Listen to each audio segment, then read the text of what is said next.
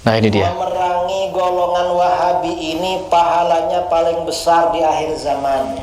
Waduh. Jadi wajib memerangi Wahabi. Wajib. Jadi memerangi Wahabi ini pahalanya paling besar di akhir zaman.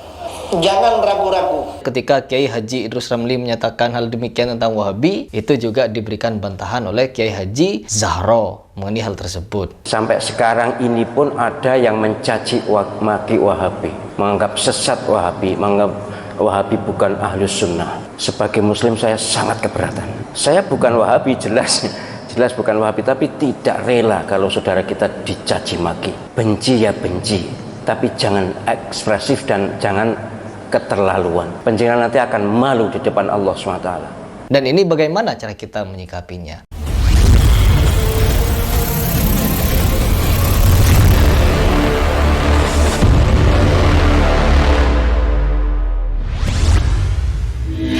Bismillahirrahmanirrahim. Teman-teman, saya mendapatkan suatu berita atau di-share satu video oleh para subscriber saya atau follower saya dari Instagram, di mana ada pernyataan dari Kiai Haji Idrus Ramli, di mana di salah satu ceramahnya beliau memberikan pernyataan untuk memerangi orang-orang Salafi Wahabi, atau katanya mendapatkan pahala yang luar biasa apabila kita memerangi kelompok-kelompok Salafi Wahabi ini.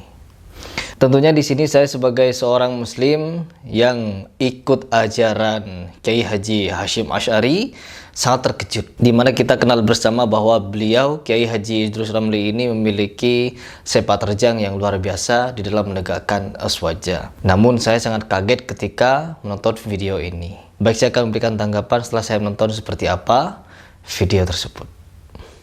Nah ini dia. Memerangi golongan Wahabi ini pahalanya paling besar di akhir zaman. Masya Allah. Orang yang diperangi Wahabi itu orang paling baik, yang memerangi Wahabi juga orang paling baik.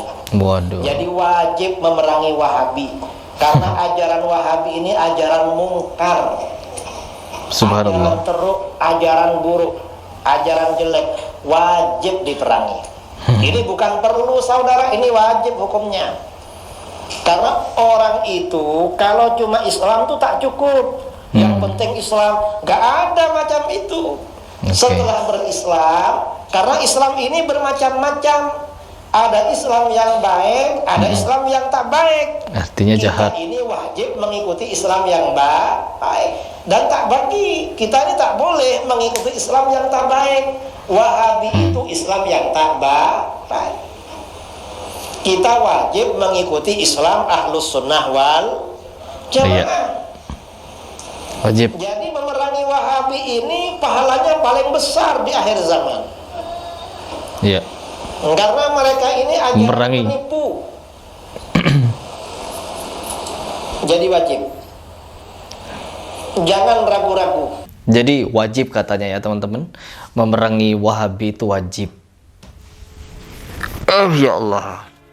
Saya dari dulu itu di dalam memilih panutan atau mendengarkan suatu ceramah dari seorang ustadz adalah mengambil sisi kebaikannya. Saya juga mendengarkan beberapa ceramah atau pengajian dari Kiai Haji Idrus Ramli. Saya juga sering mendengarkan tausiah beliau. Tapi perihal pembahasan Wahabi, saya maklumi. Ya mungkin karena saya seorang muslim yang biasa-biasa saja, yang tidak terlalu ketat masalah perbedaan golongan. Namun saya sebagai seorang muslim yang baik tentunya akan memanusiakan manusia. Meskipun itu golongan Wahabi, Muhammadiyah, Nahdlatul Ulama, dan lain sebagainya, saya memandang mereka sebagai manusia. Jadi saya harus berlaku baik ya. Berlaku baik dengan cara apa? Mendengar apa yang dia ucapkan, apabila ada yang benar ya kita ikuti. Karena apa? Mereka adalah orang ahli ilmu. Beda lagi apabila orang yang berbicara adalah preman atau orang-orang yang bodoh di dalam segi akidah atau di segi fikih. Maka kita tidak boleh mengambil rujukan. Jangan mengambil apapun yang keluar dari mulut orang yang tidak berilmu. Karena bisa jadi apa yang disampaikannya hanya melalui akal dan juga melalui hawa nafsunya. Karena apa? Landasan manusia itu berbicara haruslah Al-Quran dan Al-Hadis. Di mana-mana ketika saya menonton video ceramahnya Ustadz Khalid Basalamah, Ustadz Syafiq Riza Basalamah, saya mendengarnya adem sekali, menyenangkan, mengajak kebaikan, mengajak ketakwaan, mengajak mengenal Allah, mengenal risalah Rasulullah dan para sahabat. Masya Allah, saya banyak sekali mendengar ceramah-ceramah dari Ustadz-Ustadz Salafi Wahabi. Bahkan di Arab Saudi adalah negara yang mayoritas Wahabi, Salafi. Masya Allah. Jadi kita sebagai seorang muslim tidak boleh sebenarnya menggolong-golongkan, apalagi menganggap sesama muslim yang beriman kepada Allah dan juga Rasulullah dan tidak ada Tuhan selain Allah. Mereka masih satu iman meskipun tidak satu pendapat. Apa pendapat itu? Yaitu mengenai misalkan seperti tahlilan, ya, seperti kunut, seperti maulid Nabi, ya.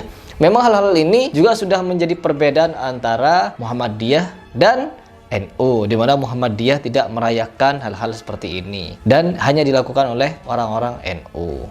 Nah, kita sebagai seorang muslim tentunya juga tahu bahwa orang-orang Salafi Wahabi ingin menyampaikan kepada kita semua bahwa Rasulullah, para sahabat, tabi'in, sampai para imam-imam mazhab juga tidak melaksanakan atau melakukan hal-hal seperti ya tahlilan atau seperti maulid Nabi dan lain sebagainya. Tidak. Mereka hanya mengajak kita untuk tidak mengerjakan apa yang tidak dikerjakan oleh Rasulullah. Itu sebenarnya baik. Ya mungkin cuma penyampaiannya yang kurang berkenan. Karena apa? Maulid Nabi, tahlilan atau dan lain sebagainya itu ada sejarahnya. Dan di dalam NU itu tidak dikategorikan sebagai ibadah. Hanya di mana kita melakukan zikiran-zikiran, membaca Al-Quran, membaca sholawat, tausiyah, dan lain sebagainya ketika merayakan hal-hal tersebut. Kalau kita menganggapnya sebagai ibadah itu tidak. Dan mungkin cara dakwahnya orang-orang Salafi ini belum tentu masuk ke dalam orang-orang NU. Karena apa? Terlalu to the point, mengatakan itu bid'ah, mengatakan itu sesat, dan lain sebagainya. Mungkin. Dan ini juga bukan diperangi sebenarnya. Ya, bukan diperangi. Tetapi wajib di dalam saling menasihati dalam kebenaran dan kesabaran. Untuk tidak melaksanakan tahlilan, ya ada caranya untuk menyampaikan dengan cara yang benar dan juga sabar. Dan untuk membantahnya juga dengan cara yang benar dan sabar. Tanpa harus perang, tanpa harus saling mencaci maki atau menghujat. Tentunya saya sangat menyayangkan tindakan atau pernyataan dari Kiai Haji Idrus Ramli ini. Karena apa? Ini bisa menjadi polemik lagi ke depannya untuk tidak menerima saudara-saudara kita yang berpaham seperti orang-orang Salafi ini. Saya juga banyak murid-murid yang berpaham Salafi. Saya juga banyak murid-murid yang berpaham Muhammadiyah, ikut Muhammadiyah tapi pemahamannya NU, ada yang NU tapi cinta Muhammadiyah, dan begitu seterusnya. Kita tidak pernah mempermasalahkan hal demikian. Karena apa? Kita itu sama-sama muslim dan memiliki landasan yang sama-sama kuat. Dimana ketika kita memiliki landasan, orang Salafi berbicara hal demikian juga memiliki landasan. Dan mereka tidak melaksanakan juga tidak masalah. Dan tentulah kita sebagai seorang muslim yang baik harus menjadi penengah yang juga baik untuk melerai pertikaian antara ulama-ulama kita di sana. Baik, sebelum saya lanjutkan, teman-teman coba simak pernyataan dari Kiai Haji Ahmad Zahro. Pertama yang harus diketahui, Wahabi itu ada dua macam.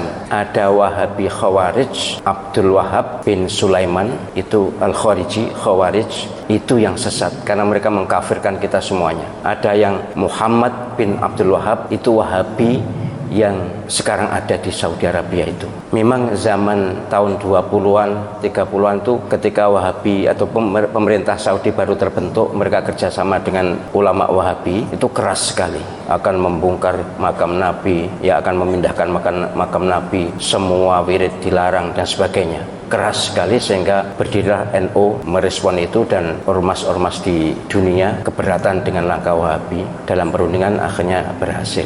Tapi kemudian dilanjutkan oleh generasi yang kurang mengenal Wahabi. Sampai sekarang ini pun ada yang mencaci maki Wahabi, menganggap sesat Wahabi, menganggap Wahabi bukan Ahlus Sunnah. Sebagai muslim saya sangat keberatan. Saya bukan Wahabi, jelas bukan Wahabi, tapi tidak rela kalau saudara kita dicaci maki. Saudara kita Wahabi yang ada di Saudi Arabia dan sekitarnya itu adalah Wahabi yang Ahlus Sunnah. Kalau tidak sama dengan kita, tidak usah jauh-jauh. Bukan Wahabi, NU dengan Muhammadiyah pun banyak perbedaan. Tapi kan tidak boleh mencerca, tidak boleh mencela. Wahabi iblis, Wahabi sesat. Panjenengan pernah haji atau tidak? Pernah umroh atau tidak? Mustahil Allah Subhanahu wa taala rela Masjidil Haram dan Masjid Nabawi diimami oleh iblis. Imam Masjidil Haram, Imam Masjid Nabawi, salah satu guru Al-Quran saya adalah dari Masjid Nabawi. Itu adalah orang-orang soleh, orang-orang baik. Wahabi mereka pasti Wahabi, mazhab akidahnya, tapi mazhab fikihnya Hambali. Jadi kalau mengatakan sesat, bahkan ada yang Wahabi itu ciptaan Yahudi. Benci ya benci, tapi jangan ekspresif dan jangan keterlaluan. Penjenengan nanti akan malu di depan Allah SWT. Mustahil, sekali lagi, Masjidil Haram diimami oleh orang yang sesat. Mustahil. Mustahil Allah SWT ridho Masjid Nabawi, imam masjidnya adalah orang-orang sesat. Saya tuh bahkan, karena saya akrab juga dengan Syekh Abdul Rahman As-Sudais, Syekh Su'ad Surem, akrab saya dengan mereka. Mereka tuh bahkan dalam persepsi saya orang yang paling awal masuk surga di antara orang yang hidup sekarang ini. Bersih lahir batin. Bahwa amaliyahnya kita tidak setuju, ya banyak. Kalau tidak setuju banyak. Mereka tidak wirid bersama-sama sudah sholat itu juga, ya mereka pahamnya seperti itu. Sholat subuh tidak kunut ya seperti itu. Lalu kenapa? Ini memang sangat diprovokasikan ini. Kayaknya dikompori oleh Syiah. Syiah memang musuh bebuyutan Wahabi.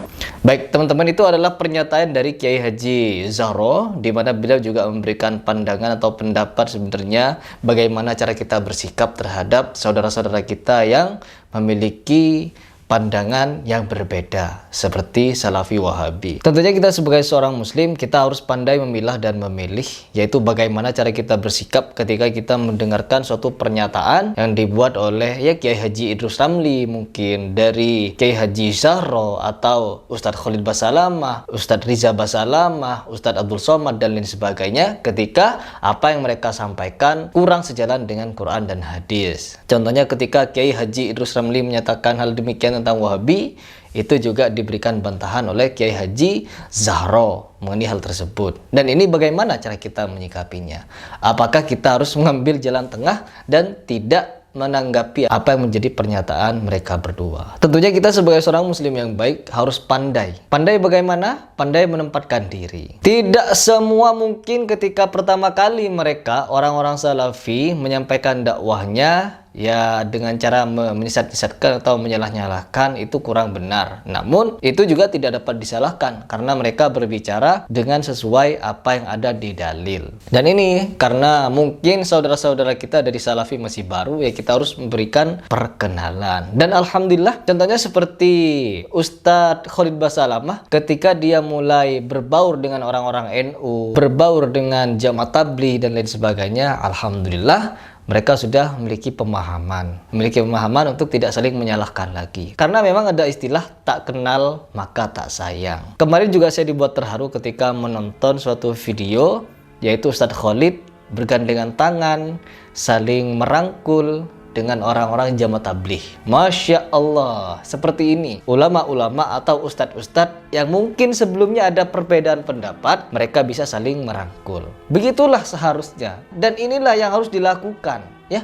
Bukan kita sesama muslim mendebat. Sesama muslim seharusnya bukan mendebat, melainkan mengembalikan apa yang sebenarnya terjadi atau apa yang menjadi hukum untuk kita lihat bersama melalui Al-Quran dan Al-Hadis. Kita kembali kepada Al-Quran dan Al-Hadis. Karena memang itu yang Rasulullah anjurkan ketika ada permasalahan. Kita memang wajib memilih panutan terbaik. Apa terbaik? Yaitu orang-orang yang berpegang teguh kepada Ahlussunnah wal Jamaah. Apakah orang Wahabi ini tidak berpegang teguh pada Ahlussunnah wal Jamaah? Tentunya mereka juga berpegang, dan mereka ini berusaha untuk mendakwahkan ajaran-ajaran yang hak. Apa yang hak? Yaitu ajaran-ajaran yang ada hanya di dalam Al-Quran dan Al-Hadis. Yang di luar itu mereka tidak mengikuti atau tidak membenarkan. Nah, ini juga benar, ya, karena mereka mau beribadah sesuai dengan bagaimana Rasulullah beribadah. Dan mereka tidak mau beribadah apa yang tidak Rasulullah atau para sahabat atau para imam mazhab tidak melakukannya. Ini juga benar. Ya, kita harus mengalami perubahan. Perubahan apa itu? Yaitu perubahan di dalam menyikapi suatu perbedaan.